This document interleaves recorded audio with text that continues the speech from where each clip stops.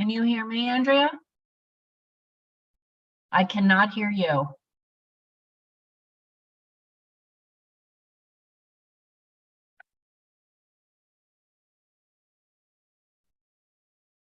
Can you hear us now? Ooh, now I can. All right, great.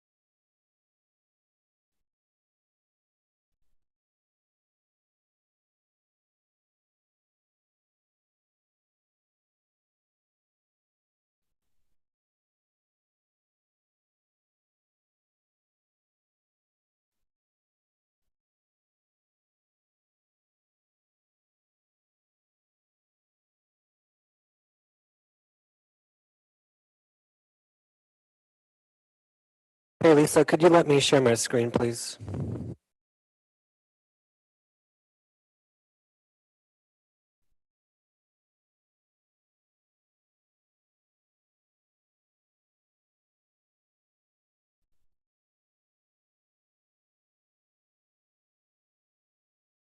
You good?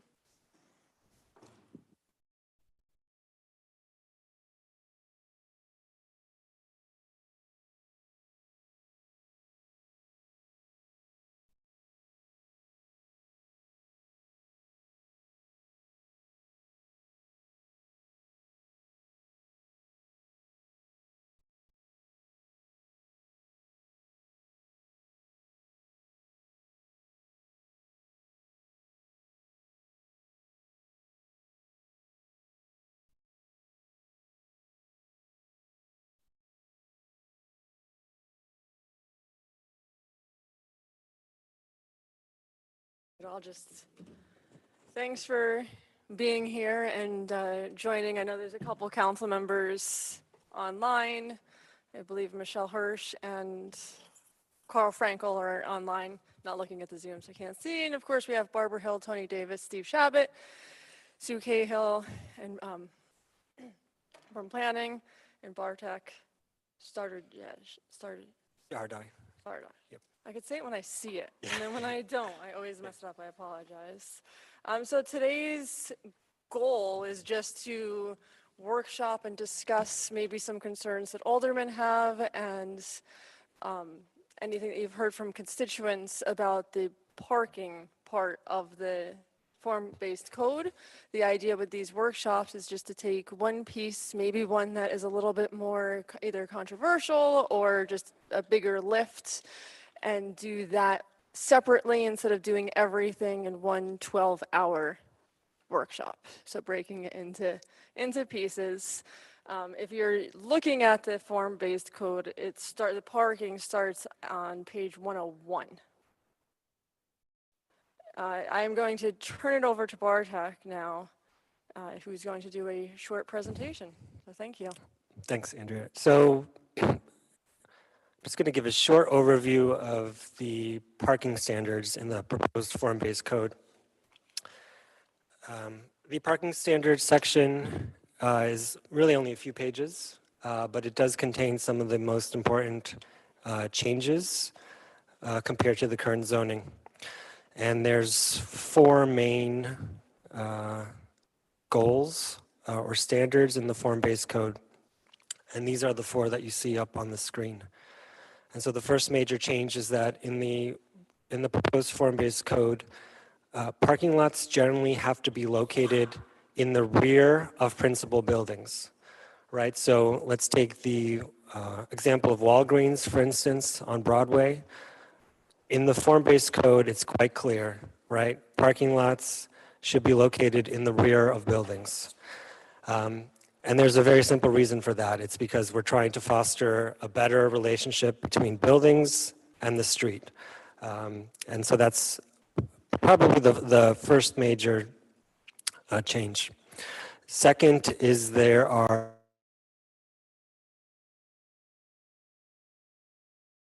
don't have just parking lots, right? That they're broken up with some landscaping. And there are many benefits of that, green infrastructure in general. Okay. Third, we are introducing bicycle parking requirements for residential projects in the form-based code. That's residential only. Commercial projects are not part of that requirement. And lastly, we are proposing to end minimum parking requirements for most areas of the city. And that is, this last change is what I want to just focus on tonight briefly for a few minutes. So in terms of the current parking requirements, here's a list if you'd like to see. It's a few pages, but you see for each type of use, there's a certain minimum number of parking spaces that we're requiring. So for these are citywide. So for multifamily dwellings, that is 1.5 spaces for each one-bedroom apartment, 2 spaces for each 2-bedroom apartment.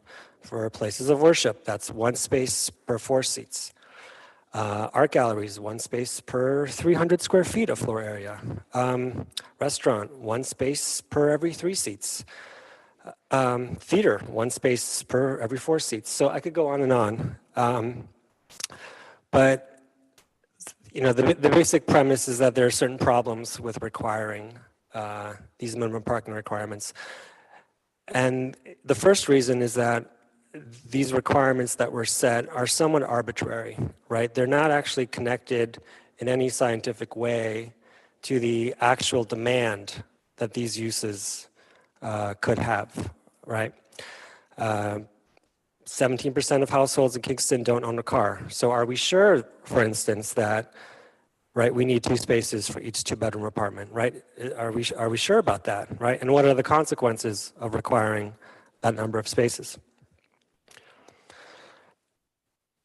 By requiring an excess amount of parking, right, we're hurting our city's walkability and the historic urban form of the city. We know that these requirements tend to discourage or even prevent small business development, and especially mixed-use development. And then we also know that excessive parking has a direct environmental impact on runoff and water quality. But the most important impact is the one on housing costs. So unnecessary parking raises the cost of development or prevents that development from happening in the first place. And these costs are passed on to future renters and buyers. This is a quote from the most recent study that I found from December from the, from the Regional Plan Association. And this is a study which compared housing production in areas with parking minimums compared to those that don't have parking minimums.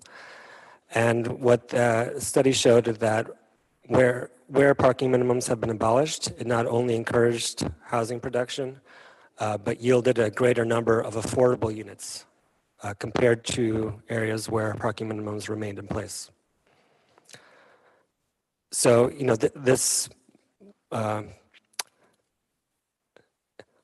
you could see that one output of minimum parking requirements, right, is yes, there's plenty of parking, plenty of free parking for cars, generally speaking, right? But we have expensive housing for people, right? Now, there's many variables that impact housing, right, and housing costs, but this is one important one.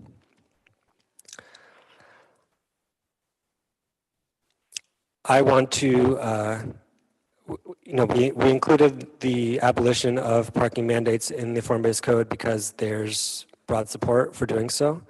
I'm just including here a few quotes from the testimony that was submitted. Calling out the first one from the New York State Association for Affordable Housing. We applaud the move to abolish parking requirements, which drives up the cost of housing, spreads out buildings, and makes neighborhoods less walkable.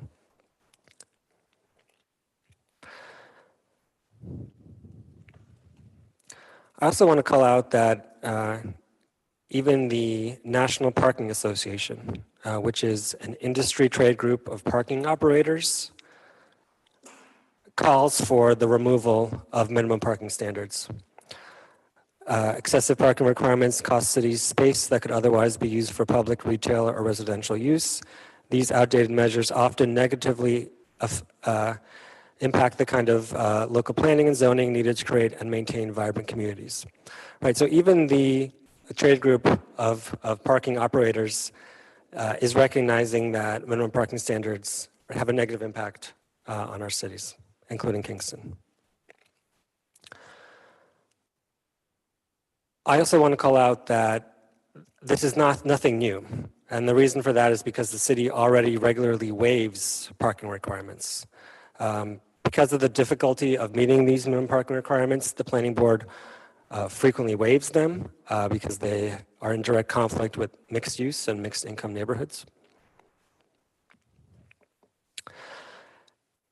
And then another very important point here is that this is not stopping developers from providing parking, right? We will still have parking in the city. The difference is that we'll have the parking we actually need. And data from cities that have already removed their parking requirements shows that developers still provide parking, right?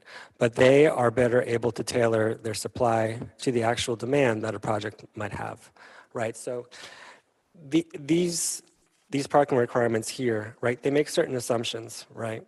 Across the board assumptions for how much parking any project will need. And the argument here is that how do we know, right? And there's consequences to that by requiring an oversupply of parking. So a New York example here is Buffalo, which removed its parking requirements citywide in April 2017. And a review of 36 major developments show that overall, developers provided 21% less parking under the new code than the previous one, right? So they still provided parking. It's just that they were better able to ensure that they're not oversupplying the amount of parking.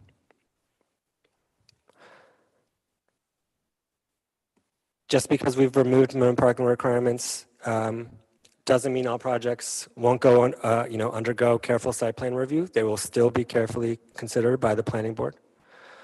And then we also introduced a special requirement for larger projects on which they have to provide a parking demand reduction strategy, right? So this will, this strategy basically has to detail how much parking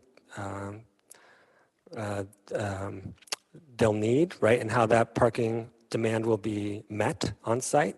And then also they'll have to describe strategies to reduce the parking demand for that project, right? So this is for larger projects. The intent here is that there's an extra layer of review when it comes to parking and transportation management. And then this is the last slide here. This policy is well aligned with the upcoming state action to support new housing, right? So Governor Hochul recently announced the New York State Housing Compact, which is a proposal to build 800,000 new homes statewide, right? And it comes with a lot of money and infrastructure funds, right? And there are certain requirements that the city will have to meet under the proposed New York State Housing Compact, right? And so this is this particular change will get us there. And then this is a quote from Governor Hochul, let's not succumb to the fear of change. From last Monday for a press conference,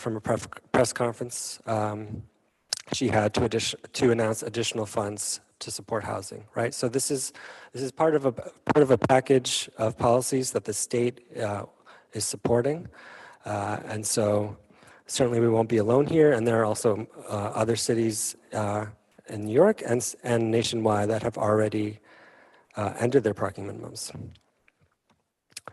I'll end it there. Does anybody have any questions?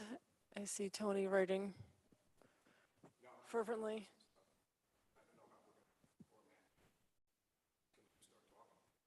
Yeah, just make sure you talk into the, talking to the mic. I could, if you want to just raise hands and then we'll just call, but I think it's just a general Q&A, general, here are my thoughts, devil's advocate, whatever you want to say. I've had Alderman Tony Davis here. I've had some conversations with Bartet already in regard to and this parking standards.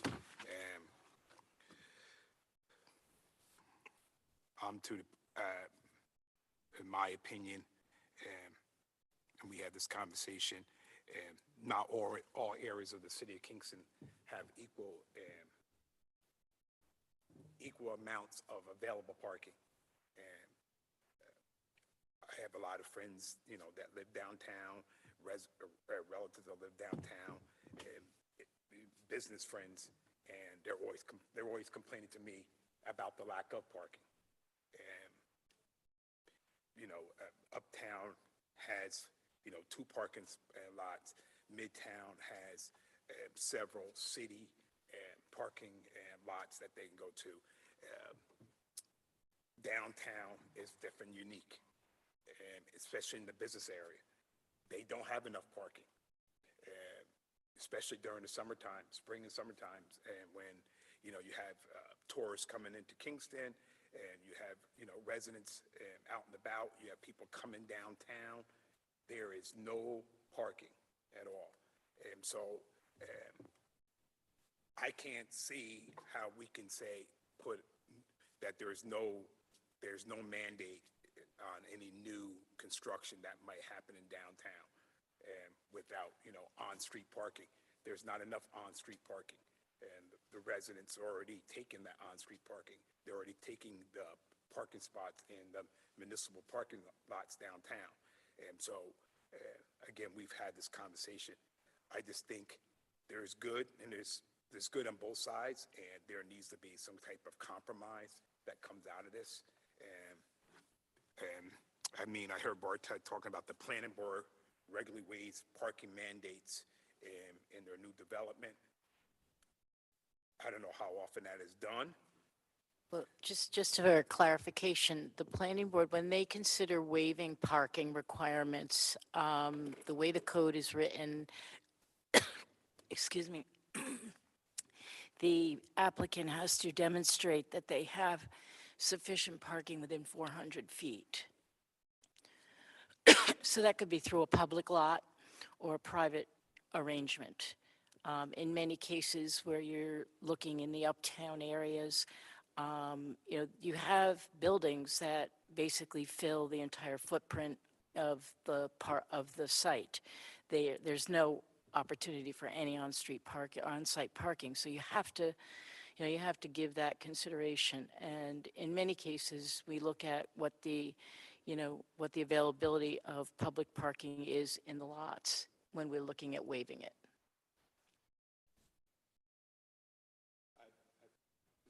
Thing.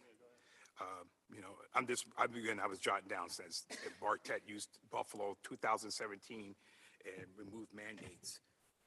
City of Kingston is not Buffalo. We are not that big. Buffalo is a way bigger city than the city of Kingston. And so they have more access probably to public parking areas, et cetera, more on-street parking. And we don't. We are limited in our blueprint in regard to parking. And we've been, in the past several years, we've been trying to reconfigure that blueprint in Uptown with the new two parking lots that we've created. And, hopefully the Kingstonian goes through that, but it's going to create some more parking. Again, Midtown's a little bit different, and where you don't have, you have people can pull up in front of the storefronts. And it's not that many housing on Broadway in regard to off-street, streets off of Broadway, yes, and they have parking. I don't think so much in Midtown there's concern about the parking. Again, I'm just keep on hammering it's these area more ward that downtown. It's just not enough sufficient spots for, and I've had this conversation with the business people down there. I've had conversation with the mayor in the past about how can we increase parking down there.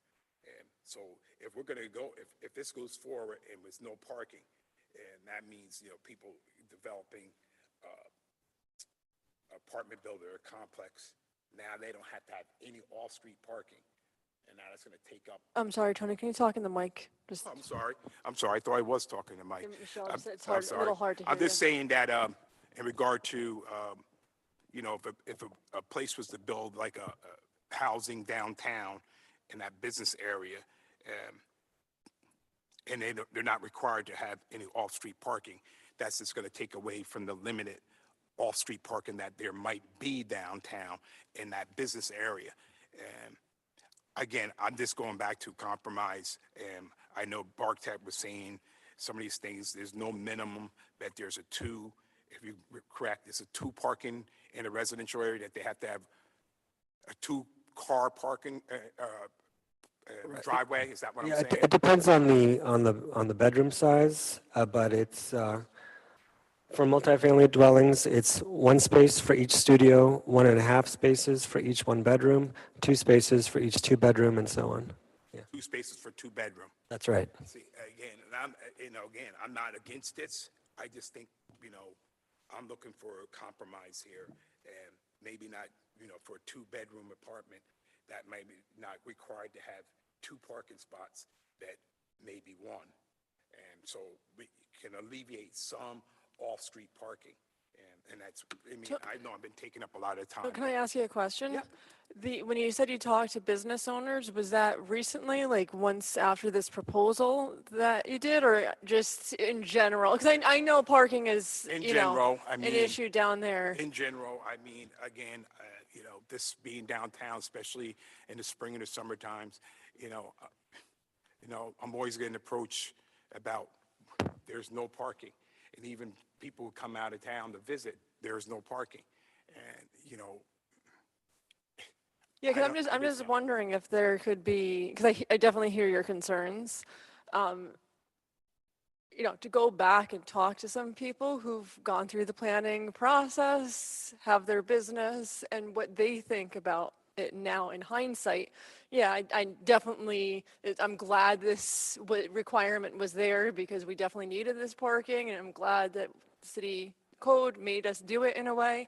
It didn't really matter. There's plenty of parking. It wouldn't have been an issue. If that's something that we could, maybe just reach out to some folks, and especially, like you said, uptown, downtown, probably, at least that's where I hear the parking issues. I definitely see the parking issues. So I don't know if that is something that we could potentially do, or if anybody has done that. I see Sue turning on her mic, so you want to take over. Are you, I just want to ask you, are you more concerned about the residential uses or the commercial or both? Are you, I mean, again, I've been in downtown. I'm sorry. As I've gone down, I've driven around the city of Kingston and, downtown, and the residential areas too, and that I've noticed that in that Pekaki area, whatever, and I know how much they could sustain having nobody have to park in their garage, parking lots, and those neighborhoods many of those neighborhoods are really tight as they are. They're small, that's the way they're developed. And so I'm talking about the neighborhoods as well, but I'm also talking about more the commercial and the commercial aspect, especially in downtown area. And, is this, if you're going to build more and, people are looking to build, you got the Hudson River there, so that's a good site to and want to build. You had a proposal at one time, I'm not sure if it's still there, in front of the apartments across from Old Savannah Restaurant Bar and Grill. It was, at one point was a sign up that there was going to be development there. Now, if that housing development is still, fruition and go forward, and now you're saying they don't have to have off-street parking. Now that's taking even the limited spots that are in front, of Old Savannah, and for Mariners, and for, Ship to Shore, and for any of those restaurants down there, and for people to come and be able to enjoy the downtown, because those spots are going to be taken up by those residents down there. So that's my concern is, and again. there is a section, I understand, I completely hear you. And the planning board's also going through this discussion at the same time, but there's a section in here that comes from the Buffalo Code. We had this discussion with Bartek and the consultants very early on, that we really wanted to see something like this. It's number 3, called the Parking Demand Reduction Strategy. Okay. I'm not crazy about the name, but that doesn't mean anything. And some of the thresholds we're also discussing, but it does require larger projects that are going through the major site plan to undergo this analysis of anticipated demand. And that's, again, what that anticipated demand, I think, needs a little clarification, but read through that section, because it does require, that is a requirement. It's not required in all cases, which is something we're also thinking about. Maybe, if the planning board feels, if the public comes to a planning board meeting and says, expresses that thought, I think the planning board should have the ability to require that. Not just only if it meets these thresholds. So that's something we're talking about, but take a look at that, because it does, I think that kind of would get to your point where that property across from Savannah's, that would be something they would have to do. Okay. And they would have to show how their anticipated demand is going to be met. And they have to take into consideration what the current parking availability is, and how, other opportunities for parking or types of transportation, public transportation, or different modes. Is that where it would have to be then enforced? Because the way I'm reading is the strategy shall be prepared, but then they'll have to, I know this isn't necessarily the enforcement deep dive session, but how would that, is it just you have to have this plan and then it goes back in the file? I mean, how are we going to make sure that follows through? The planning board in their review, in the review, and in their approval would have certain conditions required. Yeah. Great. That's, I just wanted to make sure it's not just going in the back and make you it's do all not the work. just a plan that gets shelved. Yeah, and then another other things that I don't think I saw in here, but I haven't read through everything in one sitting, and I just reviewed the parking today. I'm very lucky that one of my professors actually specializes in land use, and he actually specifically helps local governments in coming up with ideas, and he is an an expert on form-based code. So I know, right? So we had a nice little chat, and he actually has a nonprofit called Sustainable Development Code that gives suggestions on how to solutions, basically, on what local governments can do. And one of them that they categorize as a best solution is alternative pedestrian routes to parking areas, neighborhoods, and businesses. They're where? So this would be, I'll try and summarize it. I'll try and summarize it, is that they have to be able, so if I am a new developer and I'm doing a housing project, I have to be able to have access to some place where it's going to promote walkability, so that it doesn't just go any place. There has to be a route to something that will then promote walking to the grocery store or anything else like that, to dedicated bicycle or pedestrian pathways. It's kind of interesting, and it's something that I thought, like, I definitely understand the consequences that could come out of this form-based code as written, for sure, even though I favor it. But I definitely think that we have to look at it carefully and really consider the consequences and the solutions. And this was something that I thought and I actually just read it today, so I could send it to everybody. And this won't fix everything, but it could just be, some ideas on brainstorming some solutions to figure out how the consequences won't hit us so bad when we don't succumb to fear and make the change. Yeah, and I like that. I did like that saying, let's not succumb to the fear of change. And I'm always saying that change is not a bad thing. Right, but there's still consequences to Right. change, and that's our And, job to brainstorm through those. Correct, and that's what we're hopefully doing here. And I'm for what's been, what I've read so far in this form-based thing. I just think, I just don't want to see us just go too extreme and, in some areas not be able to sustain no parking requirements. But I do like what Sue said in there, and I read that part area, but I really didn't know about this reduction strategy too in detail. And that, I guess from what she's saying, any large developments would have to come up with an analysis. And I wanted to go back to BorgTech, and I know you said that when you came here and spoke last time, and when we had you guys public speaking, and I don't have it here. You said something about percentage of Kingston that it was like 78%. Do you remember what that was? And I just wanted to want it in my brain again. Right. So that's 78% of our residential land is currently zoned for single-family homes exclusively. 78% of our land, city land, Of our residential land. residential land is single family. Exactly. So that means right now, based on this, they would be required to have one,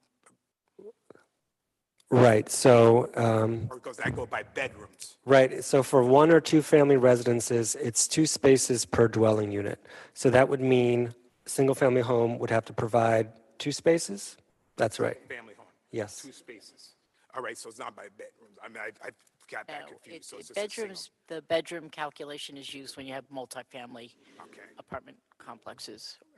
Right now, the way it says, for residential dwelling, doesn't matter how big it is or whatever, it has to have at least 2 off-street and parking spaces. Right. That really won't change too much, correct me if I'm wrong, just because we won't be building a lot of houses, single-family houses in I mean, Kingston. it's nothing in the new code prevents that from happening. It just, all it says is we can have more other options as well. But I mean, typically if you're building a single family home, typically most lots, it's not too difficult to build a driveway with 2 spaces. That's not really an obstacle in most cases. Steve, do you want to? Yeah. Just make sure you use your mic, please. Certainly, I appreciate Tony looking out for my neighborhood down there. But believe me, I'm in my 10th year of this. and this was a topic of conversation before I took office my first time, is the lack of parking in downtown Kingston, specifically the Rondout area.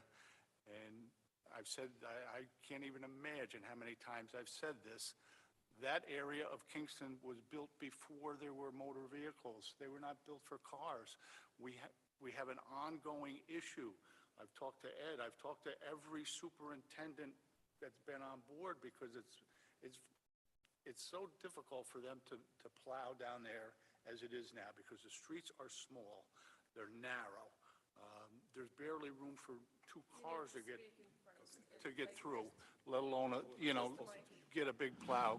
And then you get people just kind of doing what they want with the parking. And I know that comes down to enforcement. I'm going to relate a small story here.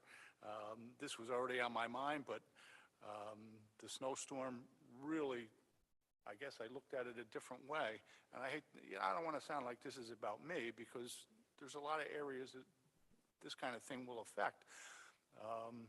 When I first took office, the population downtown was a lot smaller than it is now. Now we have a huge population coming in, which, what does that mean? More people.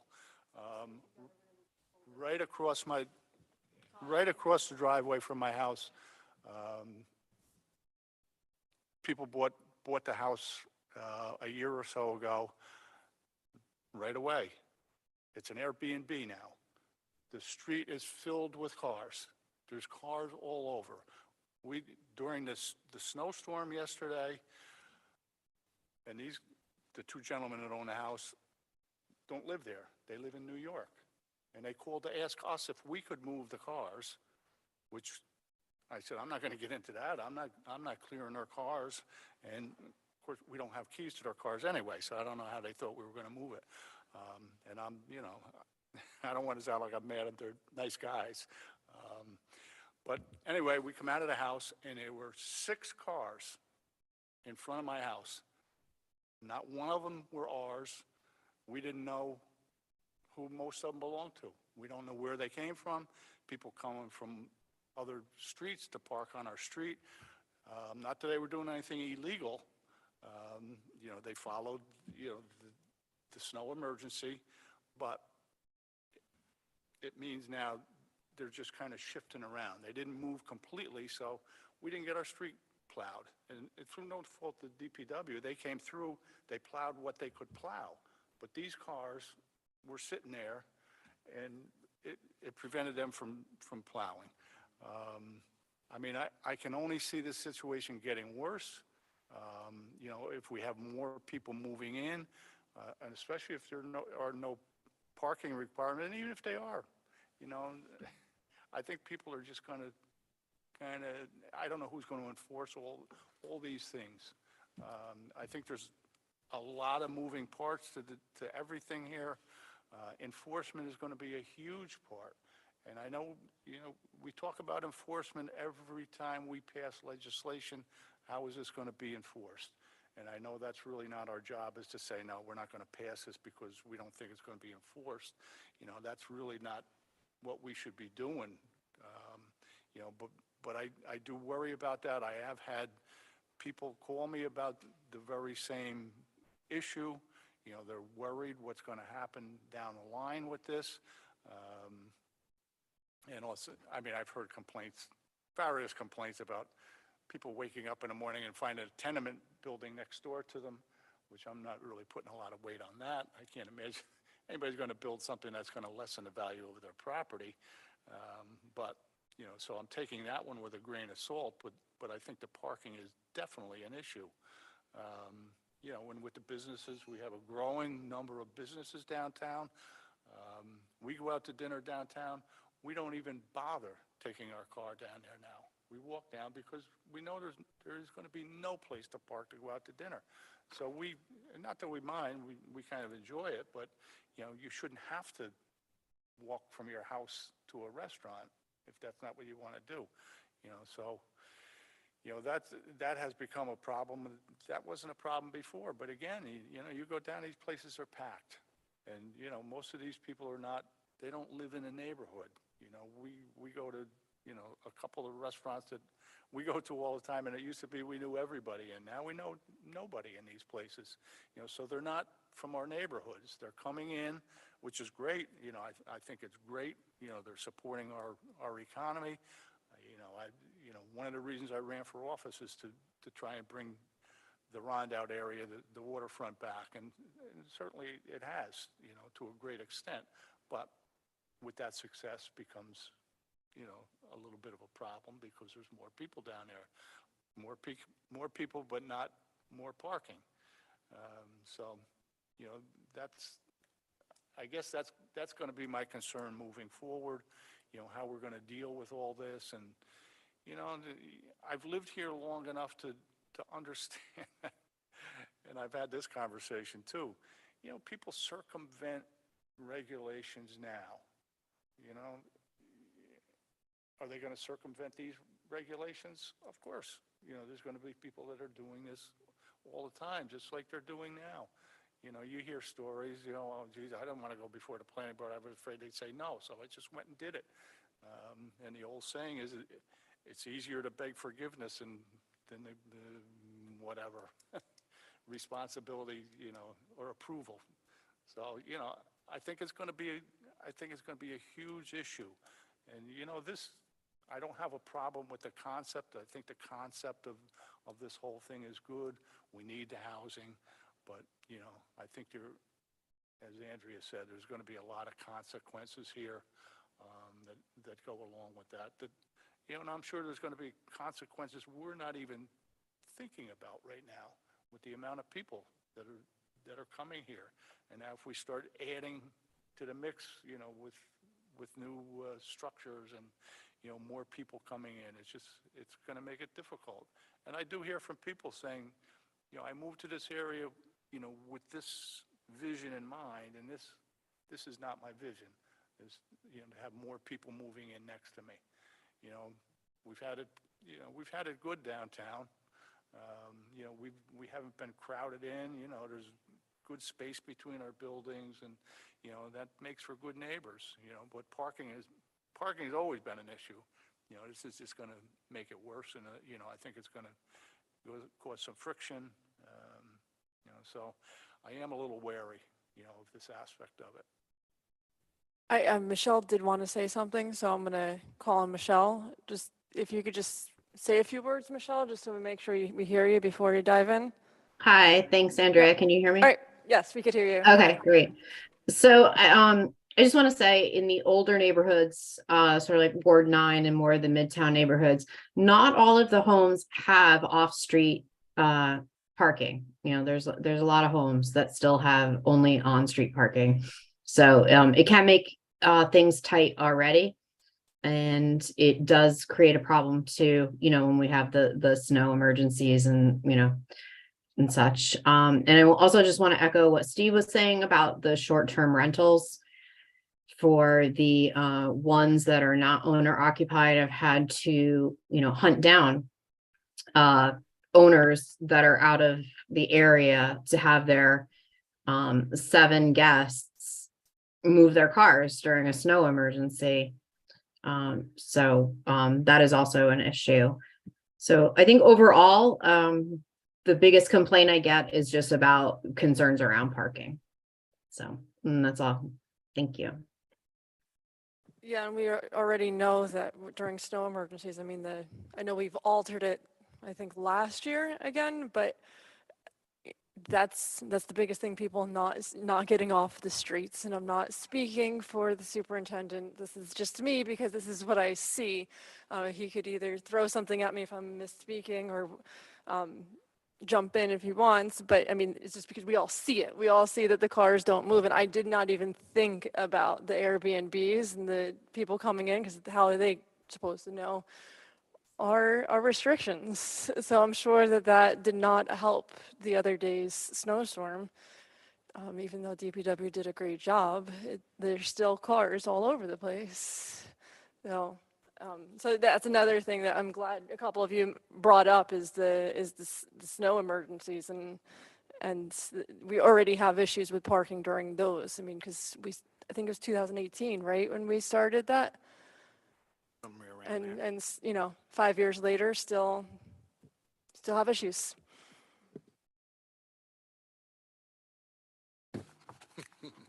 Means you have to come to the table and turn on the mic.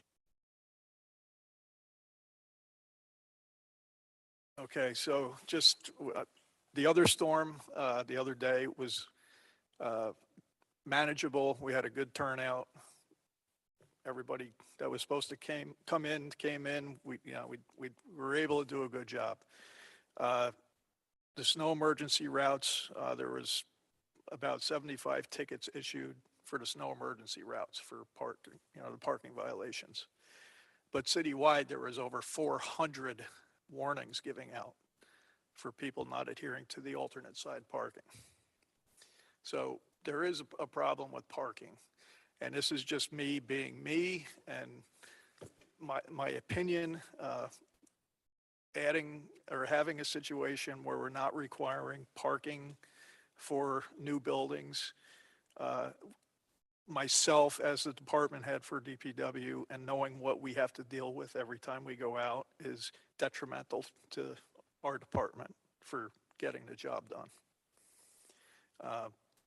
Bartek, you said 17% of the structures in the city of Kingston don't have cars? Households, yes. Okay, so there's over 6,000 properties in the city. So that's over 1,000 structures that you say don't have cars. It's not necessarily structures, it's households. Okay, Yeah. so over 1,000 households. I think it was more like 1,500 if you do the math. Yeah, that's according to the latest census data. Okay, Yep. all right. Even so, what are you figuring for the households that currently have parking or have cars? How many cars per unit? I don't have data on that. Okay, so it's not a 1 or 2 car family anymore. It's mostly 2, 3, 4. So as we stand now, we're overloaded with cars. That's my personal opinion. When I go down to a restaurant, I drive down, I drive out because I can't find a parking spot. A lot of times I drive out of the city of Kingston because I don't want to be bothered trying to find a place to park to go get dinner. But again, that's just me. That's not an official capacity. So from a taxpayer point of view, I think it's something that we need to look at more. I agree, yep, having more people in is great. It builds the city, it brings revenue in, builds business, but I think we need to find a better solution. Is there a way that, because I want this for all the reasons that you presented in the beginning of the meeting, but I also agree with my colleagues and I agree with Ed that there are the consequences. Is there a way that we could kind of wean ourselves into this instead of just, bam, here we go? So just kind of test the water, see how it goes.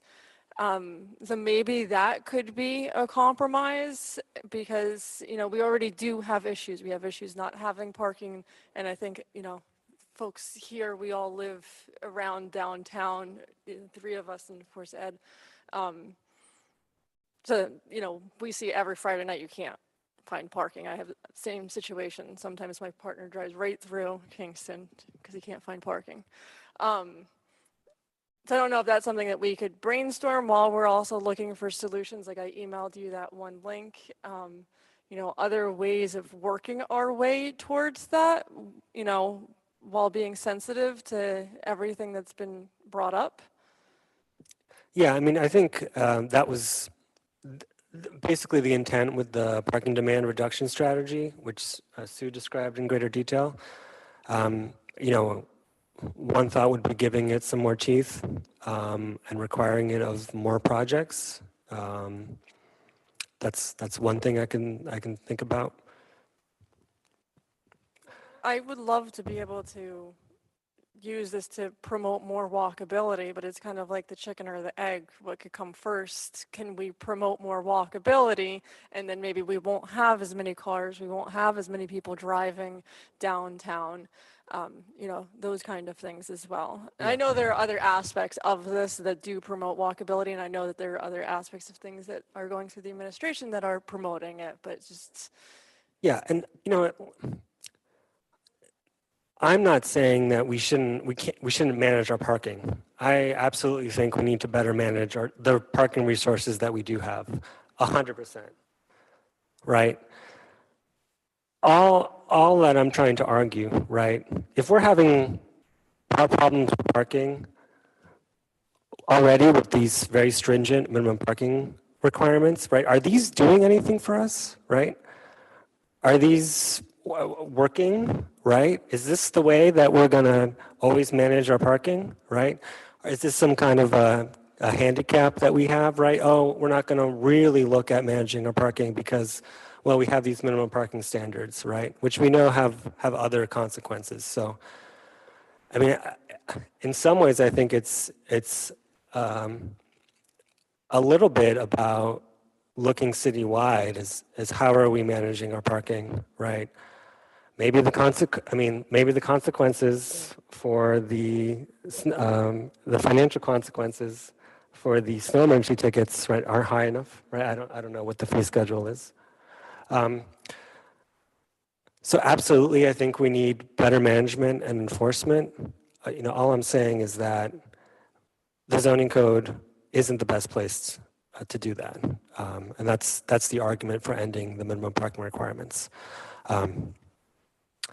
But in terms of some kind of compromise, this parking demand reduction strategy could be made stronger, and I'll also take a look at the resource that you sent. And then, of course, right, we have consultants for this project that we can also turn to for an alternative approach. yeah, and that was just the first one that I popped that I sent you, because it was labeled the best. Have you looked at when he was talking about the parking demand reduction strategy? Have you seen that? So I'm going back here. What do you see, Bartek? You bring up Buffalo. Was it any other models, any other cities that are closer in population as us that you've looked at? Right. So I guess it depends on what you think is a relevant example. But in New York State, the other municipality that is probably closest to Kingston is Hudson, which has also ended its minimum parking requirements. We did speak to a council member there that was involved. How's it been going in Hudson? Well, so far it's been going great, or good, I should say. But the change to eliminate minimum parking standards, I think it only happened a year or so ago. So there's not the same data that we can point to as in Buffalo, where the change was 2017. According to this council member, and I also spoke to their director of housing, right, there haven't been many issues since they enacted it so far. Now, do you foresee, and this is hypothetical, of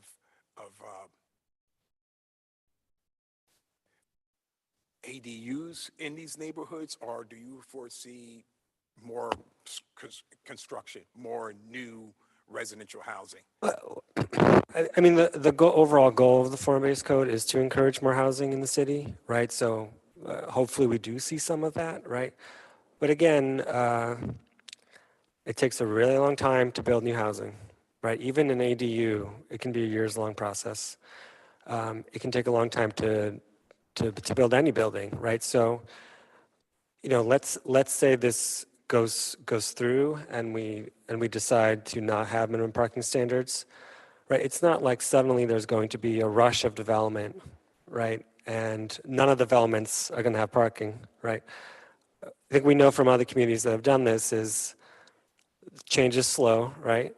It takes a long, if there's going to be a new building downtown, right? It's probably going to be, maybe there'll be a new one in 5 years and then another one in 15 years. It's very slow process, right? And the city can adapt in terms of its management of the impacts of any new development, right? It takes a long time.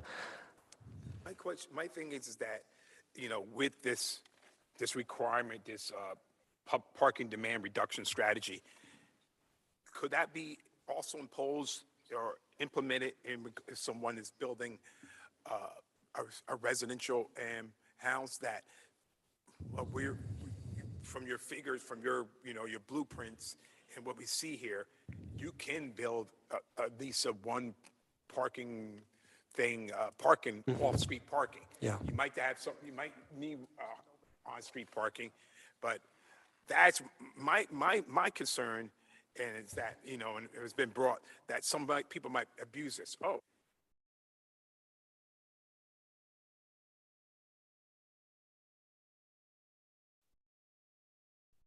Yeah. I'm sorry, even though I have the space to include two parking space or one parking space, but now that the city's saying I'm just not going to even put it in there. Is that something like a compromise that you could say, anything that comes through, because everything has to come through the planning department, right? I'm assuming. So to say already, where's your blueprint? What is the square feet of your property, whatever? And could that be something where it says already in your blueprint here, what you're saying, you could include, not to say you have to include, like, you know, I think that's what I'm trying to compromise here to say, oh, you got this residence, you have to have you're supposed to have 3 parking spaces, which then, you know, turns some people off at first to say, right, you can at least have 1 parking space in here. So we're going to require you at least to build 1 parking space in here. Even though the code might say 3, we're going to compromise or something like that, in this reduction thing, that you got to require to have at least 1 parking space off, which then would free up, instead of having 3 cars on the street now you have 2 cars. And so that's what I'm looking for. You kind of have like a multi-tiered idea of that, what is it, whatever, the parking demand, which I agree, still the name not hugely fond of, but yeah, like, so smaller, maybe the ADUs, you know, not necessarily have to provide parking, but like you have to think about these things. And so for the bigger you go, maybe a little bit more teeth on what we currently have. Is that what That is what I'm proposing, yeah. And again, that's a compromise where we're not saying now, there's no parking mandates at all. If we go with this, no parking mandates at all in Kingston, but to say compromise that when you bring your plans in front of the planning board and you're saying, this is what the house I'm built and this is, you know, this is my space. Oh, you have enough space here that we're going to require you to at least have a 1-car parking spot, even though it might be 2, because we don't want to tell you that we're going to say, oh, you got to build 3-car parking there. And then they're like, oh man, the cost is going to be out of the ground. And then, you know, the price of the house goes up and then, you know, not affordable. But to say, well, you have to have at least 1 off-street parking spot. And that's what we're going to compromise on that. And I think that would be a better to be able to try to push forward than to say, Kingston's not mandating any more parking spots unless you have this big development that you do this reduction thing. But you can build this, you know, residential and 2-family residential. Oh, you don't have to have any parking. And I think if people see that, we're going to still have some teeth and say, you know, depending on the size of your property, you might be required to have 1 car off-street parking or 2 off-street parking. I think I'm going to punt this to Sue because, I mean, as part of the site plan review process, right, you know, there's a careful look at each development, right, and the planning department and the planning board, they make suggestions to the site plan based on the specifics of the site, right? Right. One thing I want to just make clear, 1, 2, and 3 family projects don't come before the planning board. Okay, so if you were to want something, it would have to be, you know, if you wanted something in the code for those specific uses, you'd have to really write it out, tailor it specifically.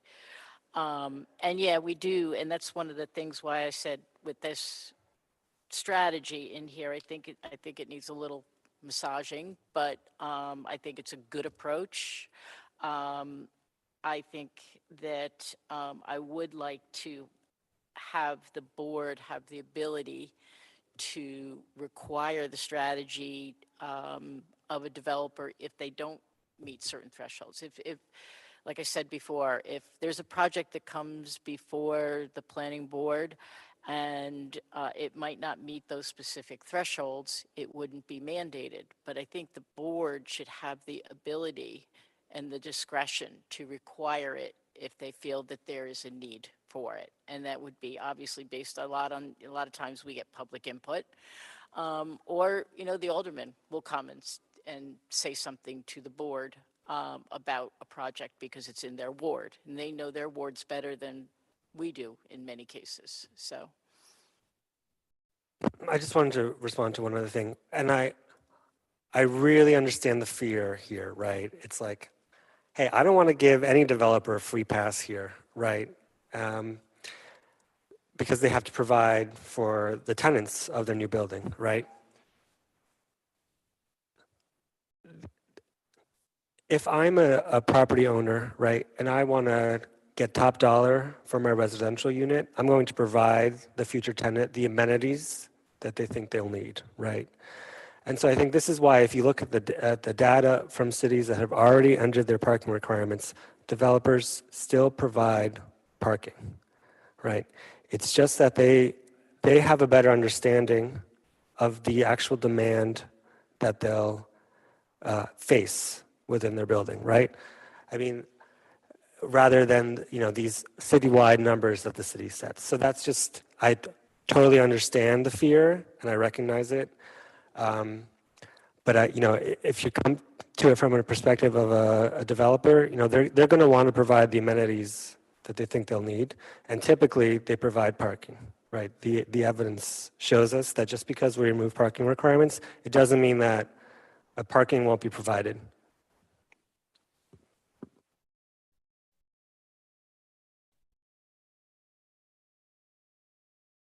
Keep on thinking. You did this, you looked at this case study in Buffalo and sort of a certain amount in Hudson. And again, you were saying there was no parking mandates.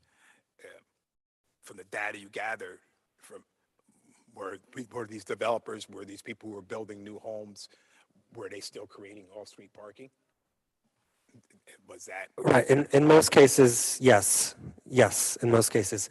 So there are some examples in Buffalo where developers did not build any parking, and so, that one example, the area that was built in, it would sort of be like if you had a building in Uptown, right, where the building covers the entire lot, and right, a developer could make the argument, hey, I'm not going to provide any parking here. This is a historic walkable area. There's plenty of public parking, right? So that was the area, similar type of area in Buffalo where that developer did not build any parking. So that's the only one. The others still provided parking. It's just that they provided a little bit less than the previous mandates. And again, so that goes back to me. It's not me fair, but I'm just saying the community listen to it, that fear, and that Kingston's going to go now with no parking at all. And as you just mentioned that a little bit, and the last statement is that's what I'm stating here, proposing is that we're not going to have the same mandates that we currently have in our code. But we're also not going to say there's not going to be any off-street parking at all. And Sue, if I correctly, you said 1, 2, 3 family homes don't have to come to. Is that what you said? Correct. And now, what do they do? Who monitors them when they're They go to building? the building department. The building Right. department. So they the can building still- department would get the application, do a building permit review, and they would make sure that they would have that compliant parking based on our current code. Okay. I do want to say too that the planning board would agree with Bartek that the current parking standards are way out of line with what is actually needed. So the board understands that and agrees that, we need to make a change there. What that change is still being talked about. And again, and again, conversation with Bartek and what I'm saying here, I don't feel that these current mandates are, they're old, they're out of touch. But I still see that the community is saying that there's going to be no mandates now. And that's why I keep on going back and I keep on saying this word compromise, where we could have the standards that are now, and going forward, we're going to say, these are not going to be the standards, but you might still have to provide some type of all-street parking. And even though we're saying in the old code, you had to have 6 spots for, and now we might come and say, now you're only required to have 1 or 2 spots. So I think it's a give and take on both sides. We're not telling the developers what you have to have, because this is the code.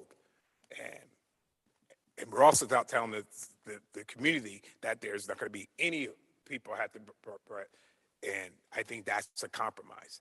And even though it might come back to us, the city, informing the developer that you're going to have some parking, but if we're saying that it's not going to be like it was in the past, instead of, for example, 6, now you only have to provide 1 or 2. I think that's what I'm trying to push here. Just so I understand, you're saying that we should lower the required parking, or that the planning board would have some kind of power based on a review of the site plan to demand a certain number of spaces? Yeah, I would say, like, and so then again, that's going lowering, because the planning board would have that thing to say, this is your thing. This is how much we're requiring that you have to have. It's probably going to be lower than what was mandated. And in regard to 1, 2, 3 family homes, and planning board doesn't do it, but the building and department could still have that, and that ability to say, in the old code, you would have this many off-street parking. We're not going to require you to have that many, but it might be that we're going to require you to have something. So I understand the concept now. I think the only, and Sue might want to speak to this more, is if we have sort of like wishy-washy requirements, right? Where it's like, we might require more or less, but we're not sure. We need to take a close look. It creates a lot of uncertainty, right? Lawsuits. And right, because you might invest all this money, you have to hire an architect, right? And the architect creates a plan based on a certain number of parking spaces. If the planning board comes back and says, oh, actually, we're going to need you to triple that, right? It's just a lot of uncertainty. Yeah.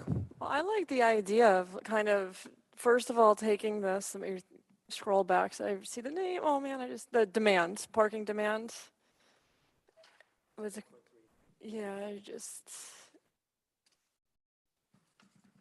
Sorry. Having more teeth to it, but also then coming up with maybe like a 3-tiered, I just picked that number, but a 3-tiered one where one is whether it's depending on the location or maybe the size or maybe both, and having that the strictest form of it, and then having the next tier where it's okay, it's it's in an area that is less dense maybe, and the parking isn't as much of an issue, to have one that is maybe even less than this.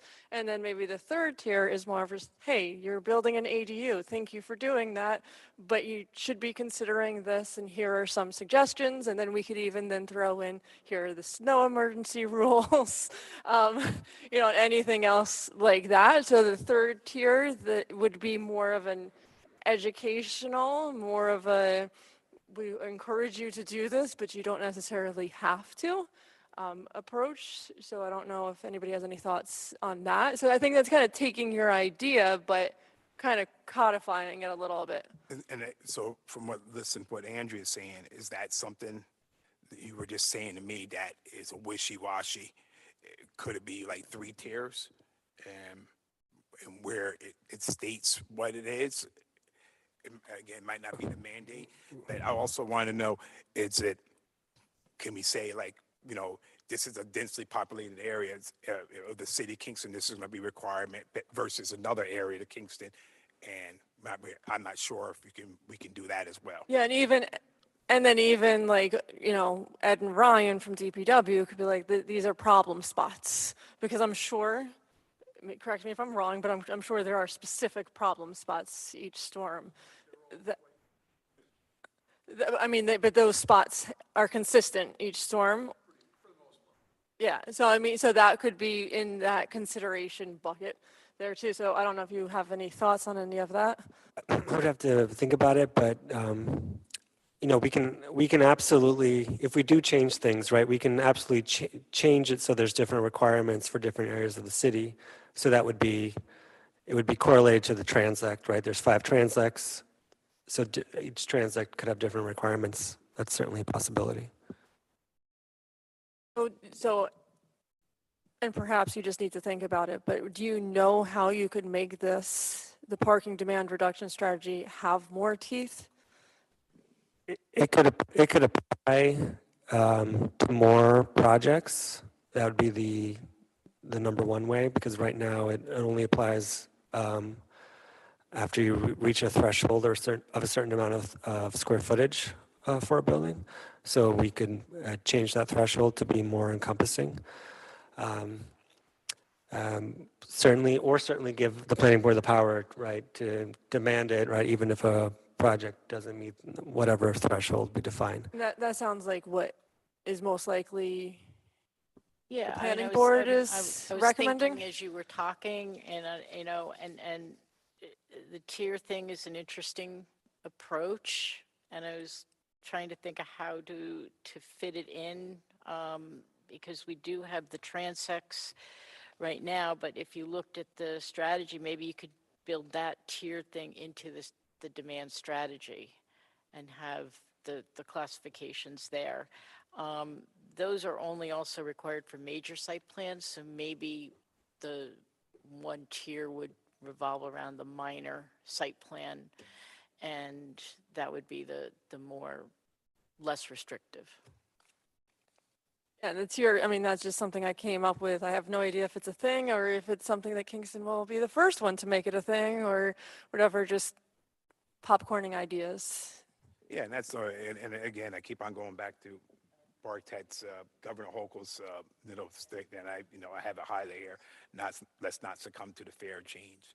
And so, and like Andrea was saying before, and throwing this all out at once, and that us thinking about it now and coming up with some new strategies, and this tier thing maybe, that we're not succumbing to the fair change, and that we're going to roll this out, that we might, it's going to, from what it was here, is going to look different. And I think if we, again, that big word compromise, I think both sides might be in agreement with this, if we can do the tier thing and the reduction strategy.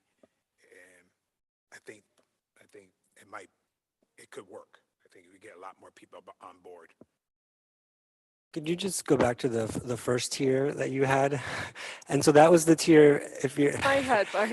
that was the tier where we would require the most parking? Did I hear that right? That would be the one that was, I guess, strictest. So, because my colleagues were emphasizing downtown, I'll just use that. So maybe, in that area, we would want this to have the parking demands, what I'm pointing to have more teeth to it. So it's just the stricter form of it. And then someplace that, doesn't, and that's also a historical. So Michelle was also talking about that, right? And I'm sure it's a hard place to Right. plow with the narrow streets. Right, getting back to that, I think if you were to focus on, like if we had zones of this, where uptown would be a certain zone, have to follow more of these because it is more walkable. Whereas up the end of Linderman or Pearl Street, that would be required to have more cars to get to the places because you're not going to walk from that side of town.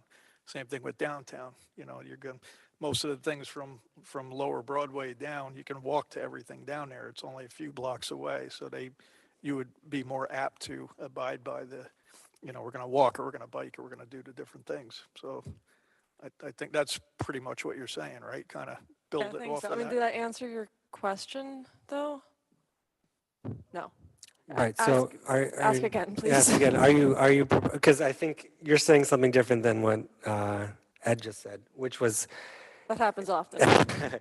hey, you're saying that we should require parking in the areas of the city that are already the densest?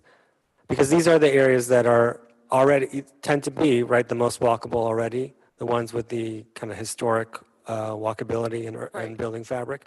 And these are the areas that are also mixed use, right? So these are the areas where we, if we were to amend this, probably be most lenient in terms of the parking requirements.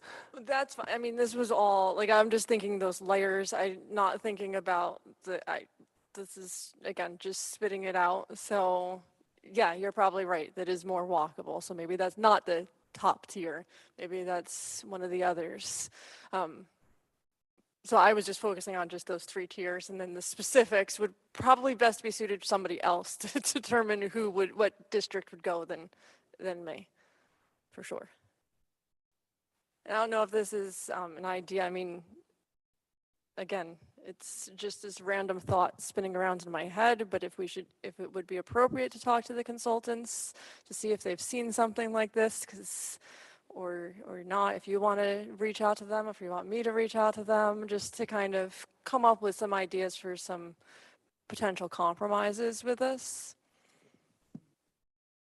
Back, Andrea, you spoke about your professor.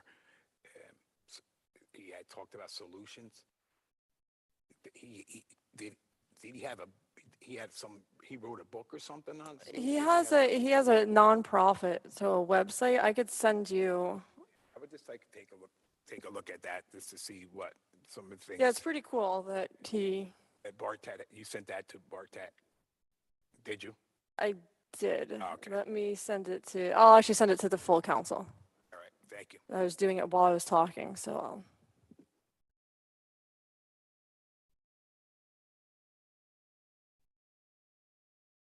Can you add me on that too, please?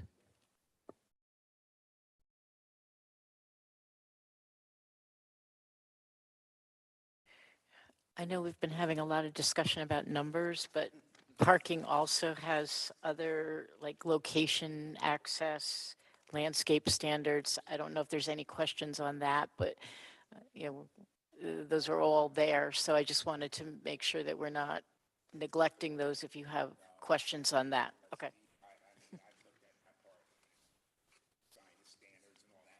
Yep. Okay, all right. I'm gonna send you all the I don't think that's going to be chapter on. the big. All the right, big just up there. making sure. Yeah. Okay. Sorry, I'm gonna send you all the chapter on parking specifically, but you could also check out his website, email him, tell him I should get an.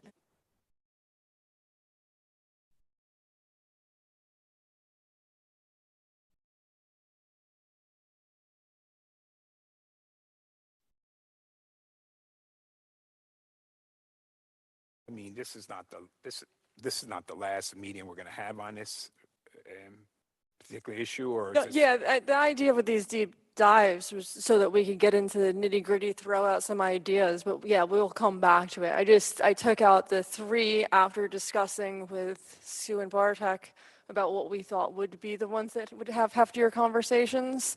But yeah, we could come back to this, but I thought this is a really great start.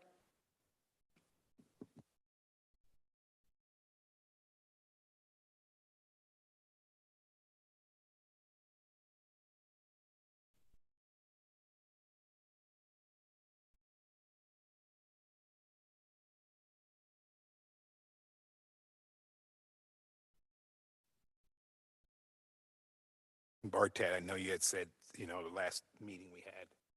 When's this last time this has been changed? Well, the code has been amended throughout the years, but I don't know when, do you know when the last time the parking minimums were touched? Or have they been touched at all? Parking, the last major parking changes were probably in 85.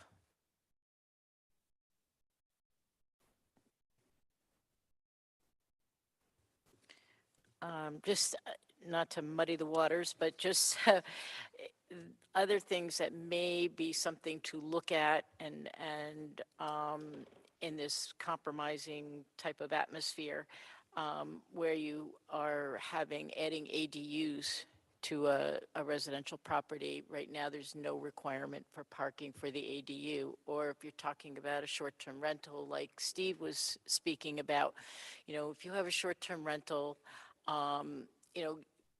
one user might bring one vehicle for the week or the weekend. The next person that takes that short-term rental might have 6 vehicles come. So maybe having something in there just to compensate for that, fluctuation, week to week might be something to think about. I don't know, just throwing it out. Would that go into this parking standards, or that go somewhere else? About this? That would probably go the ADU parking requirement is in the ADU section. That's right. So I would think that would go in. All right. And same thing with if short-term rentals are in there, then, And if that yeah. seems to be part of the concern, maybe that's where you address that particular issue. I haven't really looked at that. But Okay. there's no requirement in there for ADUs? ADUs, there's no parking Parking. requirement for ADUs. I can't remember what this draft says on short-term rentals on parking. But there's no specific parking requirements for short-term rentals, but there are very strict standards overall on short-term rentals, and that includes that they can only be opened in certain areas of the city, right? So in a T3 neighborhood, that most of the neighborhoods you can't open a short-term rental. So it sort of addresses some of the parking issues. There's also a max occupancy limit as well. Two kind of random and still on parking, but not with what we're talking about, questions or concerns. The landscaping part of it, which I like the concept of it, would that be retrograde to other, so you mentioned, I think, Walgreens. Would people now have to follow this, or would that just be for any new development? Right, it would just be, right. So generally, no. But however, if that Walgreens suddenly wanted to build 2 floors, that would kick in these parking standards. And then I didn't see in there, and again, this is a little bit more on enforcement, but the maintenance of this, because, we don't want all of these, the landscape bushes, trees to, impact the sidewalks. So is there enforcement maintenance built into this that I just didn't see in my look through today? Well, there are recommendations for what type of flora you would plant within a site plan. In terms of maintenance, though, I think that's sort of Maintenance is outside the zoning basically, code. right, the maintenance would be on the property owner. The building department has some authority when it's on the private property, and DPW would have authority if it extends into the sidewalk and basically. So that would just be what we already have. So if it's Right. impeding into the sidewalk, that's your department that would, Yeah, anything within the city of Kingston right away. So if it's on a sidewalk and bushes are growing to impede traffic, then the ordinance officer would go out and write a violation, and they would be ordered more or less to maintain the bush, cut it back. Worst case scenario, we will then go out and remove the bush and then back charge the property owner. okay, all right, so there's already a system in place for that, because I was like, this sounds really great, but what if nobody takes care of the plants? Okay, so that's good. And then what was my other? The alleys, so the parking lots the entrance would have to come from back alleys or back side streets, is that correct? If there is an alley, Okay. which in most cases there No. isn't. There isn't, but there could be. That's what if there is an alley in the future, right? That's why that's written in there. Okay. I don't know. As a woman, that like red flagged me. I just get nervous. I mean, unfortunately, women have to think about that kind of stuff. And so what if that was at 2 o'clock in the morning? I was leaving my workplace and that's how I had to go. And I don't know. Just, what,